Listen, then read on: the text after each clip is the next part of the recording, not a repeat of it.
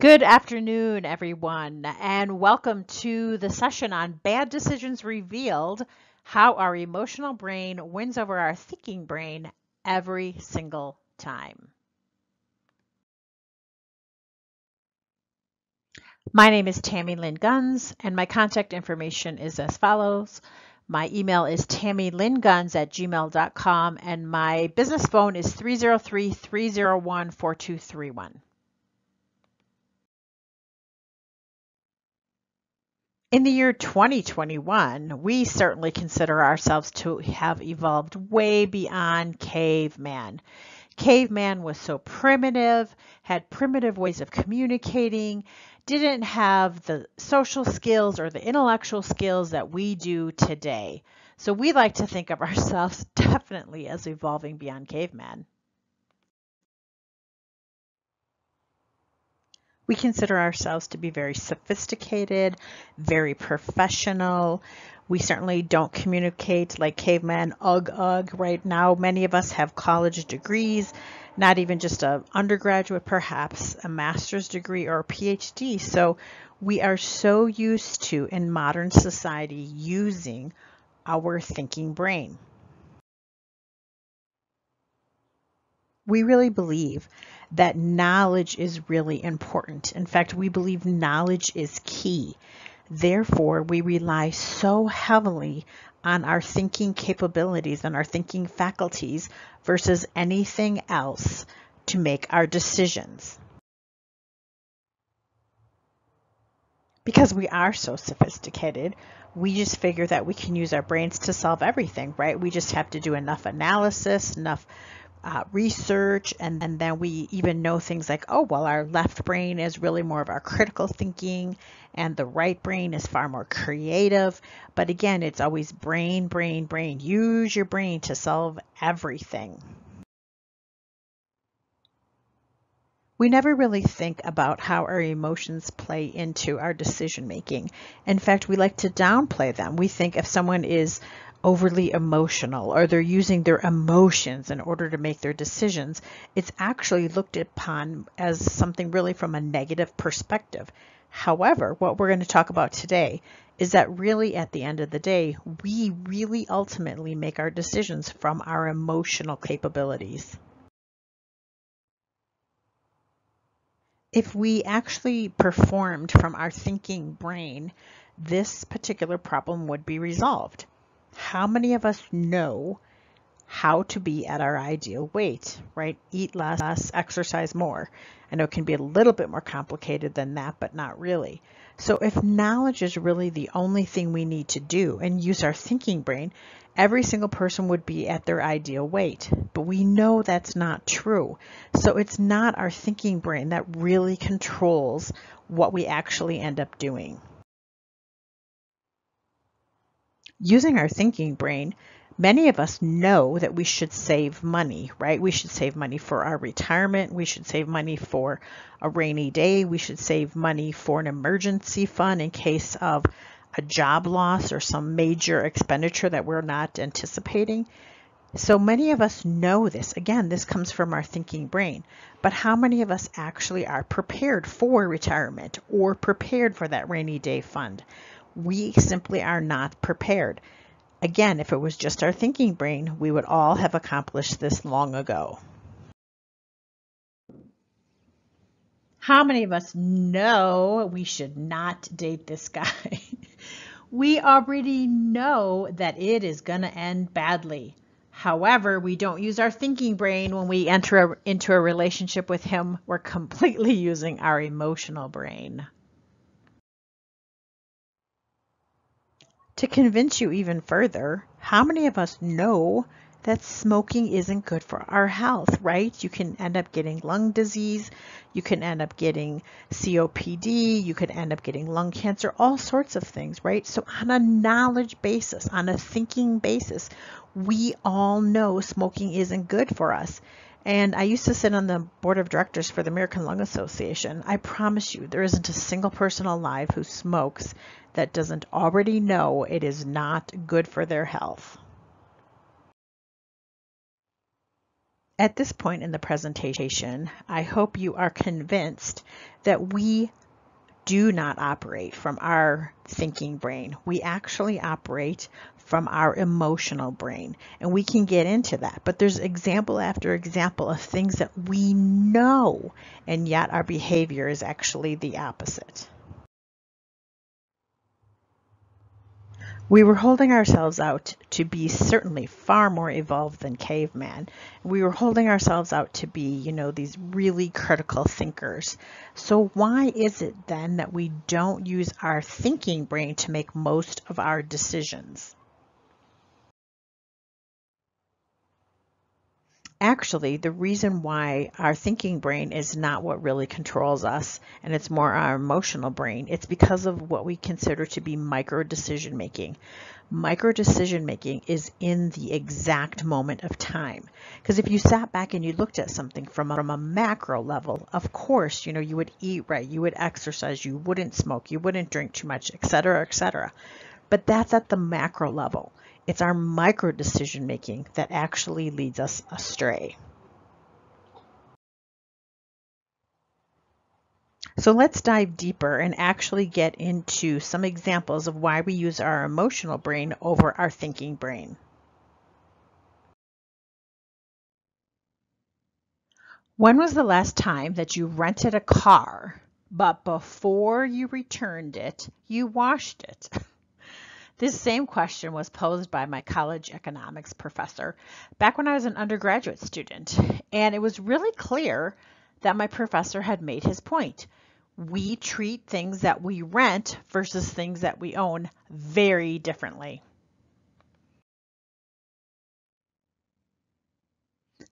Referring to cars that you own, let's say you had one car and only one car that you would own for your entire life. Can't you imagine that if you had one car, that you would be hyper vigilant about taking care of it? I mean, my goodness, if it has to last, 70, 80, 90, 100 years, however old you live to, you'd want to be hyper vigilant about taking care of that car. I would bet that if you had one car and only one car for your entire life, that you would be so hyper vigilant about taking care of it, you would probably have your car mechanic on speed dial, right? There's no way that you would allow the car mechanic to be the one who reaches out to you and says, hey, it's your annual service. Are you kidding? The stakes are way too high.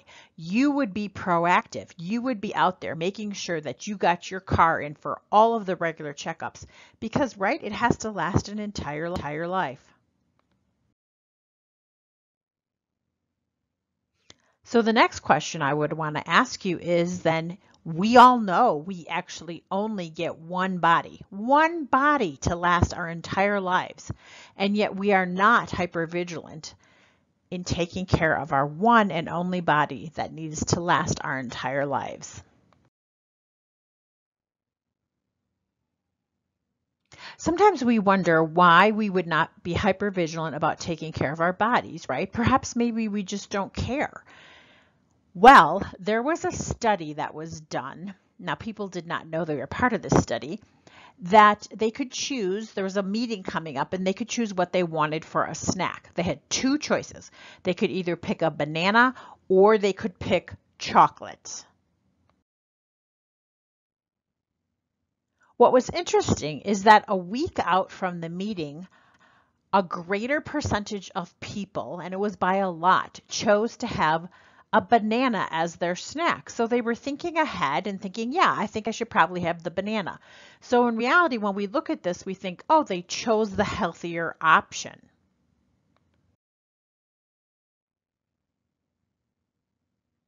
However, what was really interesting is when the actual meeting was occurring. So now we're in real time, right? So now we're down to micro decision making. And what the study said was, they said to the people, oh, we forgot. We don't know who chose a banana, who chose chocolate.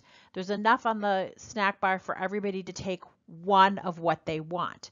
And so as the people went through the line and picked out their snack, now in the micro decision making moment, in the here and now, more people chose the chocolate when it was right in front of them versus choosing the banana.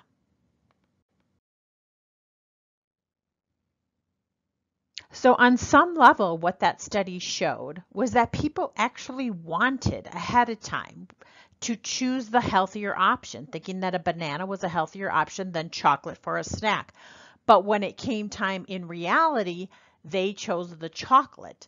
So people really do want, they do desire to be healthy. It's just that when it comes to that micro decision or in real time, their behaviors do not line up with their intentions. How many of us really do have good intentions? We have good intentions to eat healthy. We have good intentions to stop smoking or to stop drinking.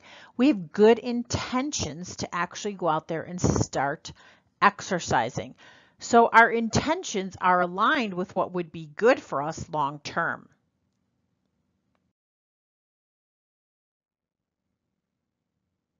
However, we also know that intentions, right? Intentions are not enough. You actually have to align your intentions with the action in the moment, right? So at the micro decision making, right in that moment, we are out of alignment, right? And of course, I put this slide in here because it's kind of like some of us have heard that saying, the road to blank, right, is paved with good intentions.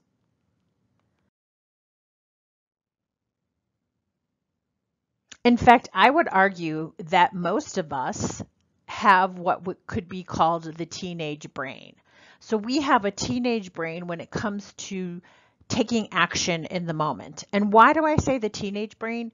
It's because we know, I mean, anyone who's ever been a parent of a teenager knows that teenagers are very impulsive. They will make decisions in the moment. Why? Because it feels good or it seems like a good idea, but they don't think about the long-term repercussions of their decisions. They're very much in the moment. We also know that teenagers will say, right, like let's say they make a decision because we know they're impulsive, and let's say they make a decision that doesn't go so well. What do the teenagers say to us afterwards? They're like, oh, well, I thought it was a good idea at the time. It seemed like it would be fun. It really didn't seem like there would be any harm that could come from it, right? So they're very myopic, right? They're very myopic in their decision making.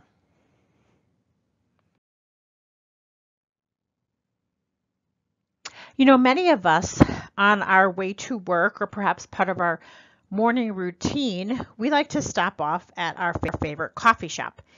And when we're at our favorite coffee shop, I mean, there's so many of them out there.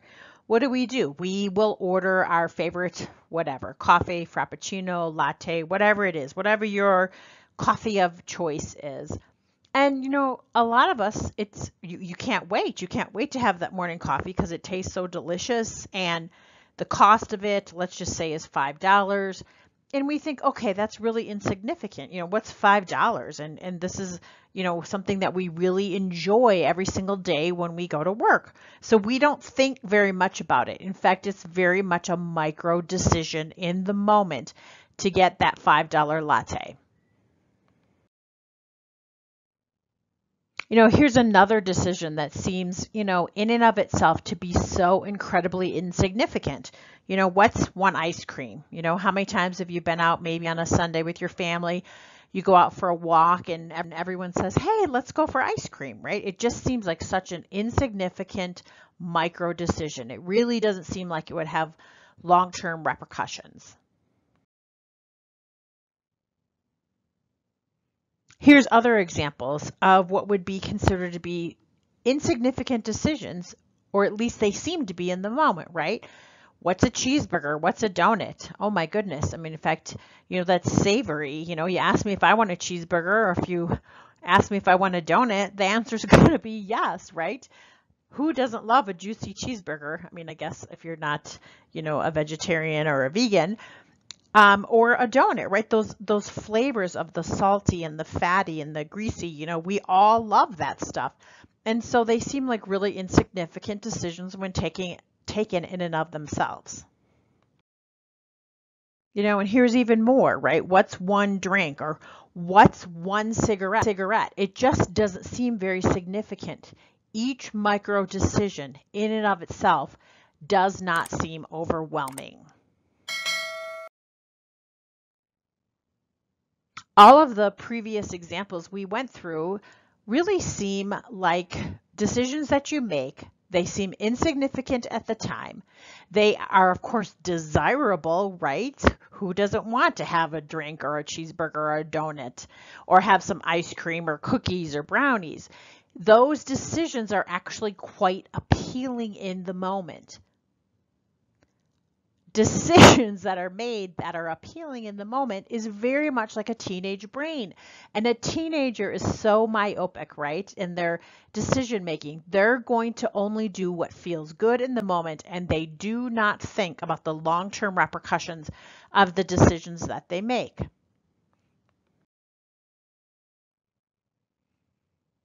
Here's actually the reason why sometimes we can make decisions that are not in our best interest in the moment because of the time between the actual stimulus and the response, which is impacting our decisions. Let's talk about this further.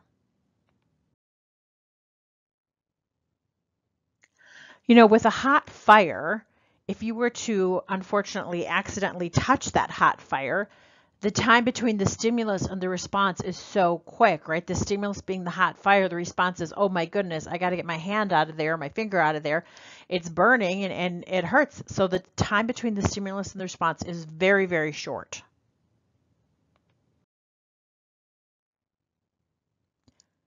And like I said, who are we kidding, right? If you offer me a warm chocolate chip cookie, it is going to be really hard to say no because I already know that the stimulus is this warm, delicious chocolate chip cookie, and my initial response is, oh my gosh, this tastes amazing. My taste buds are really satisfied in the moment. So the time between the stimulus and a positive response is very, very short.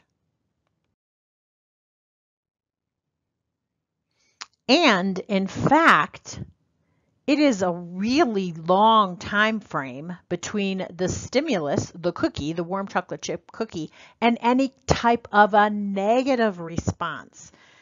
Any negative response from eating too many, salty and greasy foods is not going to happen probably for years.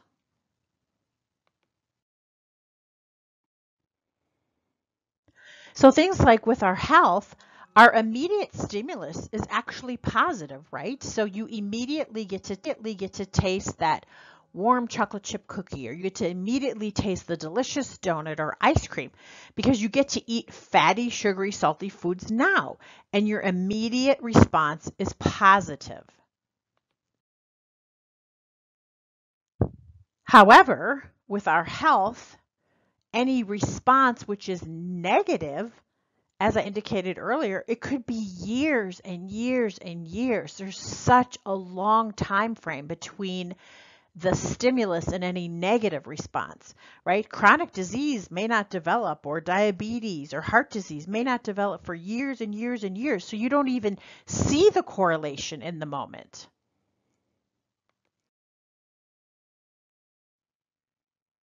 Here's another example of really fast stimulus and response, which would be quick, where if you put, say, I don't even know what these gumballs cost these days because I don't get any of them. But let's just say you put a quarter in the machine and you turn the lever, you're rewarded immediately with a gumball or some type of sugary candy. But now let's say that if you were to put a quarter in the machine and if you turn the knob, you have a choice to either get one gumball right now, or you could wait maybe 10 years and you could get 10 gumballs. So there's a really long time frame if you put your one quarter in now. So a lot of us will say, I'm going to take the one gumball now. I'm not going to wait 10 years to get 10 gumballs. I'd much rather just take my one gumball now.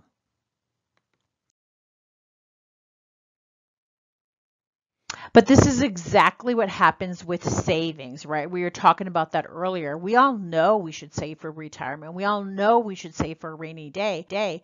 But with savings, our immediate stimulus is actually negative, right? So because you quote unquote lose out on that quarter now, and you're not going to get a reward for maybe 10 years.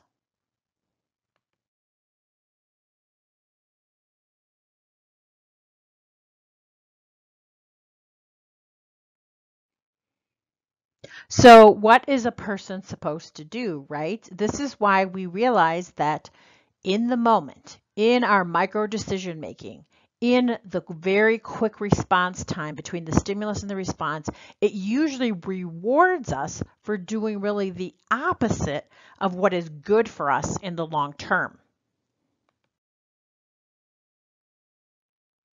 And we can absolutely see why people don't correlate their behaviors with negative outcomes because they're actually being rewarded, as I indicated, to do the opposite in the moment.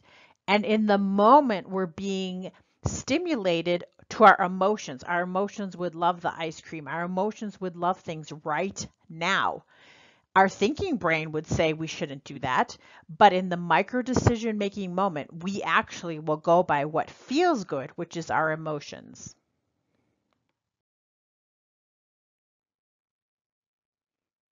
But there is a way out of this.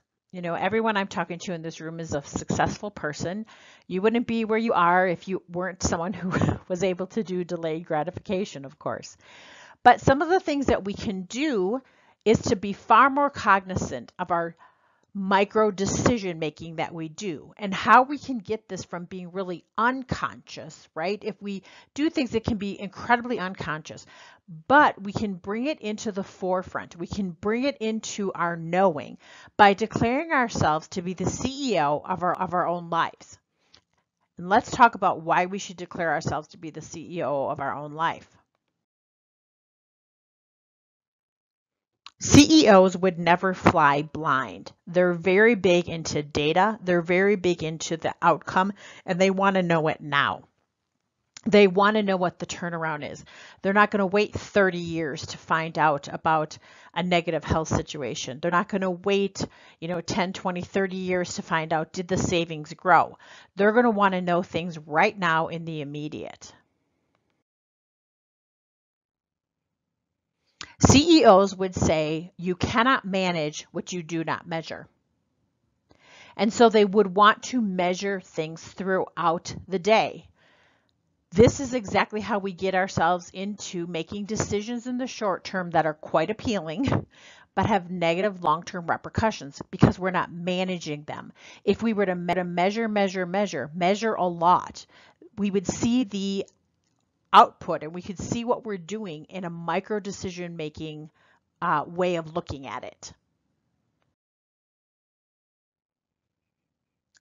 It seems like it's very simple, and it is. It's just that it's not easy for people to do these kinds of things. It's incredibly simple, and it's actually incredibly effective.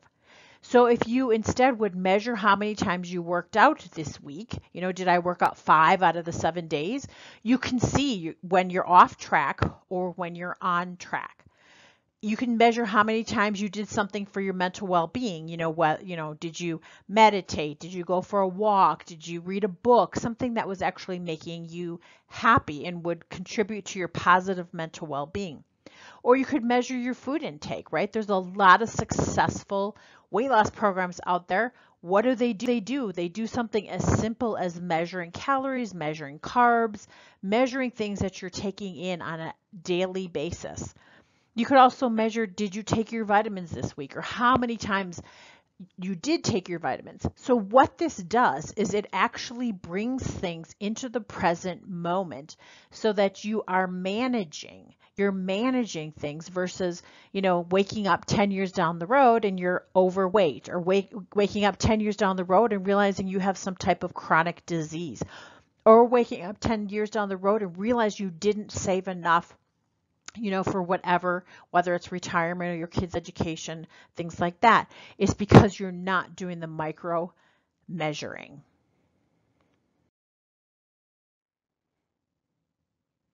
If you put a quarter in the machine right now and you're going to wait 10 years to get out your 10 gumballs, that doesn't seem too exciting. But if you're measuring how much you're putting away versus how much it's growing to, that's something that you can keep track of. Or you could measure how many times you did something to save money. I know I do this a lot. If I wanted, like say I go to the shopping mall with my daughters and I see something I want, maybe if I don't buy it, I'll actually go home and take whatever I was going to spend and either put it into savings, or if I have any debt, I would use that against the debt. And so it's actually kind of a fun game that you play. So you're measuring your spending according to your budget.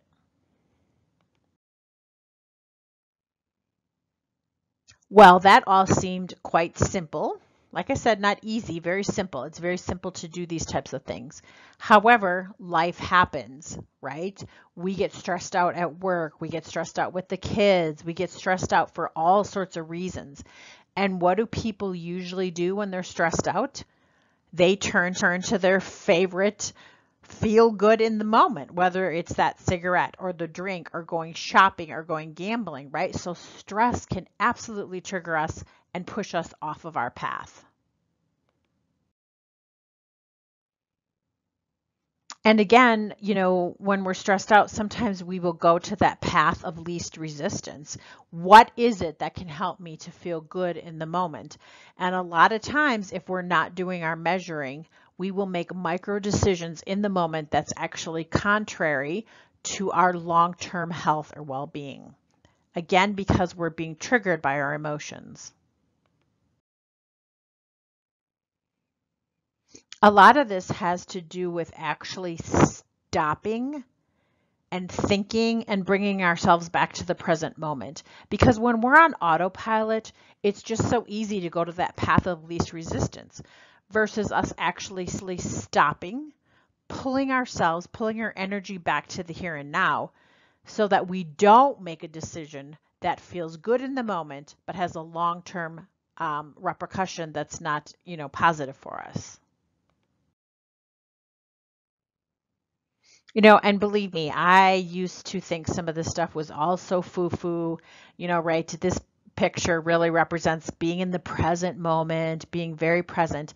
And I used to be the first one to say, oh, this is all so silly, until I realized how important it is to actually be in the present moment in our lives and how it actually has a positive impact on us. So let's talk about that just a little bit further.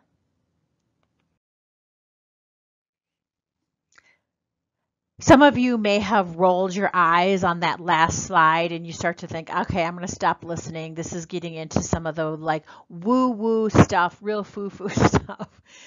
But let me convince you that you really probably live a great majority of your life on autopilot, completely not connected to the present moment.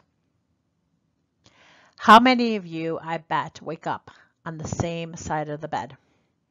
I bet you have the same morning routine. I bet you do the same thing, whether it's brush your teeth, take a shower, get your coffee, maybe take the kids to school. I bet a lot of you drive the same exact route to work. And you do the same exact things. And then when you come home from work, you take the same exact route. And then in the evening, you do the same exact things that you did the day before. Then you get yourself ready for bed, probably performing the same routine that you did, and then you go to bed and rinse and repeat. So if you don't think that you probably live most of your life on autopilot and you really are not plugged into the present moment, you're probably kidding yourself, because many of us do the same things. In fact, there's studies out there that say we have about 60 to 70,000 thoughts per day, and 90% of those thoughts are the same as yesterday. So if you have the same exact thoughts, you're going to do the same exact things and you're going to have the same exact outcome. So unless you actually do stop yourself and bring yourself into the present moment, things are not going to change because you're going to think the same things and do the same things. Many of us really are asleep in our lives. How many times have you woke up, and you think, oh my gosh, where did the time go? How can it be a year later? How can it already be the fall of 2021? I feel like, 2021 just started. A lot of us are asleep in our lives. Part of the reason is because, hey, it feels good. When you do the same things, it doesn't require much effort. It doesn't require thinking something new or doing something new. So we do it because, hey, it's comfortable. That's what we do. We lead the same life day after day. Unfortunately, for some people, there's an incredibly high cost to living unconsciously. By not stopping and paying attention to the micro decisions that we make. And then we could end up, unfortunately, with a diagnosis that we don't want to hear.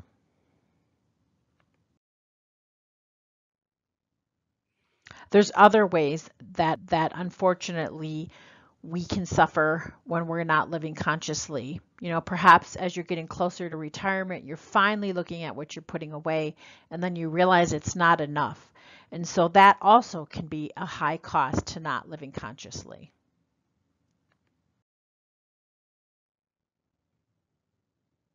So we realize that knowledge in and of itself is not enough to get us to change. We actually have to align our behaviors with what we know is right, because we know that in the moment, in that micro decision making moment, we're far more apt to act from our emotional brain than from our thinking brain.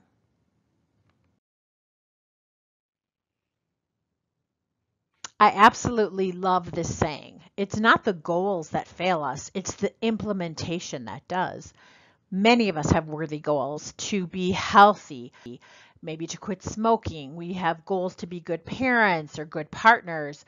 We could have goals to make sure we have enough money saved. It's not the goal that fails us. It's the implementation, is that we don't actually follow through in the implementation.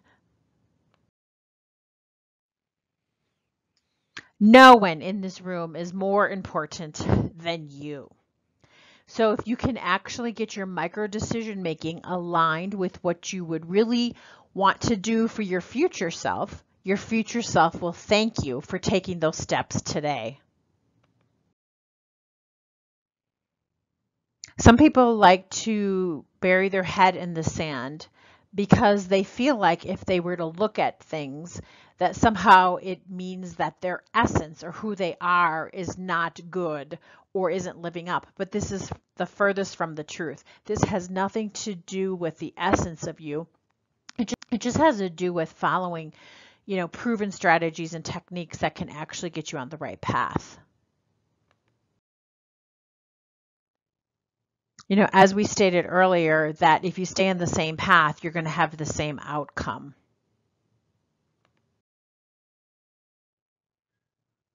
It's a matter of basically just waking up and waking up in your own life. When we look at the picture of this gentleman, we all know that this is someone who consistently is at the gym. We don't look at him and think, oh, I bet one day he went to the gym and he worked out for 18 hours. He was there running, lifting weights, doing all sorts of things. It was intense. He did it for 18 hours and then he doesn't show up to the gym for another month. We already know that's not how that works. We know that he's probably at the gym every day, perhaps every other day. He's incredibly consistent in order to be in that type of shape.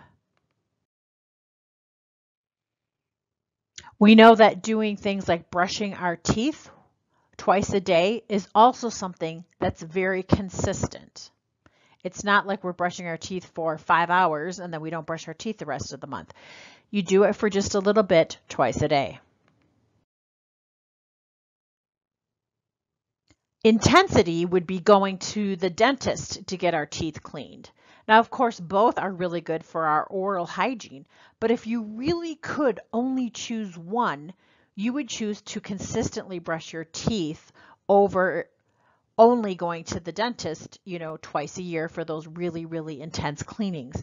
So you can see that consistency is really important in all areas of our lives. It's not the intensity that keeps us on our path and keeps us reaching our goals. It's our consistency that does. I used to fly a lot for my job. In fact, I was hardly ever home. And one of the things I learned from all of my flying is that planes are off course 99% of the time, which is quite fascinating actually, to think that how in the world would a plane, say leaving LA, ever get to Hawaii? If it's going to be off course 99% of the time, how is it ever going to manage to get there?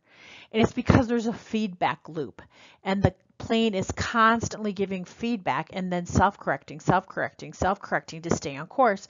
So when you get on a plane to, say, Maui from LA, it's no problem. You can feel like you can go ahead and fall asleep because you know you're going to wake up and you're going to be in Maui, because the plane is constantly self-correcting no matter how many times it's off course. And this is something that we can do as well. Is, let's say you end up having maybe a donut for breakfast, and instead of saying, oh, the whole day is shot, what's the point? I'm just going to have pizza or burgers for lunch. You can do like the plane and self-correct and say, oh, okay, well, I had a donut for breakfast. I should maybe have a salad or maybe go on a longer walk today. So we can do self-correcting by having that feedback loop. Because remember, we were talking about CEOs that you cannot manage what you do not measure. So if you have a constant feedback loop, you can also do self-correcting. Sometimes kids' movies can have some amazing lessons that are in them. And one of the things I loved about this movie, this is Frozen for those of you who are not familiar. And the two characters here on this slide are sisters. Elsa is the blonde on the left, and then Anna is the redhead on the right. And during this movie, there was a situation where Anna thought her older sister Elsa had died. Now you can imagine, for those of you who have siblings, that she would be in incredible pain because, she believed her sister had died. And so instead of just staying there in her own pain and her own grief, she actually needed to get up and do the next right thing in order to save the village. So even though she wasn't 100%, even though her life seemed, falling apart, she still got up and did the next right thing.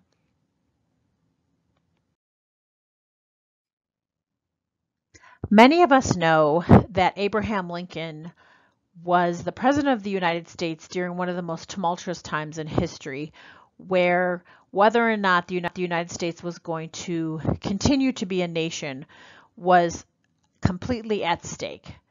And we also know that during this time that Abraham Lincoln lost a son, and his wife was also suffering from mental illness at the time. In fact, one of the facts that I learned about Abraham Lincoln is that he had 4 children and only one of them lived to be an adult.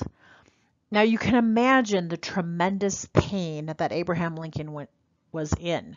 However, he still managed to get up and to save the nation and to continue to do what he needed to do as best as he could. And the reason I bring this up is because so many of us, and I know this personally, we could be saying, oh, but I'm going through a divorce, or I'm fighting with my spouse, or my kids are not doing so well in math. And we can make excuse after excuse as to why we're not living our best life or why we're not showing up. But the thing is all of us suffer on some level, and you still want to get up and still do the best that you can and do the next right thing so that you can stay on track. When we were talking earlier about how goals do not fail us, it's the implementation that does. When I was younger, I remember watching this cartoon all the time on Saturday mornings. And when I was younger, I did not like this cartoon. I just thought it was so ridiculous because, it's the cartoon of the tortoise and the hare. And, we all know how it goes, where They were going to race to the finish line, and I always thought, well, this is so silly. Of course, the hare is going to beat the tortoise. The hare is innately faster. This is so silly. The only reason in the world that the tortoise won is because the hare fell asleep under the tree. Otherwise, if the hare had, kept his eyes on the finish line, he would have beat the tortoise no problem. Now, as an adult, I think this is just an amazing metaphor of life, in that we should not lose sight of the finish line. And when we don't lose sight of the finish line, then, we can get to our goals. So it doesn't matter whether you're the smartest person in the room or the most educated, or, the hare, someone who has this innate ability. As long as it's slow and steady, that's what wins the race. So when we look at our micro decision making, all of these decisions that seem to be so insignificant, they're small decisions that are really slow, but over time they can add up. So we don't want to lose sight of the finish line. And if we go slow and we go steady and we pay attention and we wake up, we can reach our goals. And I'd like to end with another fable. Many of us are familiar with the frog in the boiling water fable. And it goes like this. The frog that is put into boiling hot water will immediately jump out because he knows if he doesn't, he's going to die. However, that frog that is put into lukewarm or tepid water is absolutely unaware of his surroundings, and his surroundings change ever so slightly. And so, unfortunately, the frog will suffer an early demise. But ladies and gentlemen, when we don't pay attention to our micro decision making, when we don't pay attention to all of those small or seemingly insignificant decisions we make all of the days of our lives, we too are like that frog in that lukewarm water. And our environment changes ever so slightly, and we're not paying attention to it. And so then over time, you could end up, unfortunately, developing chronic disease or developing debilitating disease, or we could end up croaking early like the frog. And with that, I'd like to say thank you. So pay attention, very much so, to the micro decision that we make in our lives. Again, my name is Tammy Lynn Guns. My email is tammylynguns@gmail.com. My business phone is 303-301-4231. With that, I'd like to say thank you. And remember, there are 3 ways to win prizes. You can post your selfie with hashtag DPS 2021. You can give session and conference feedback. And also remember to visit our sponsors and our exhibitors. Thank you very much for attending the session at the Data Platform Virtual Summit 2021. Thank you, everyone.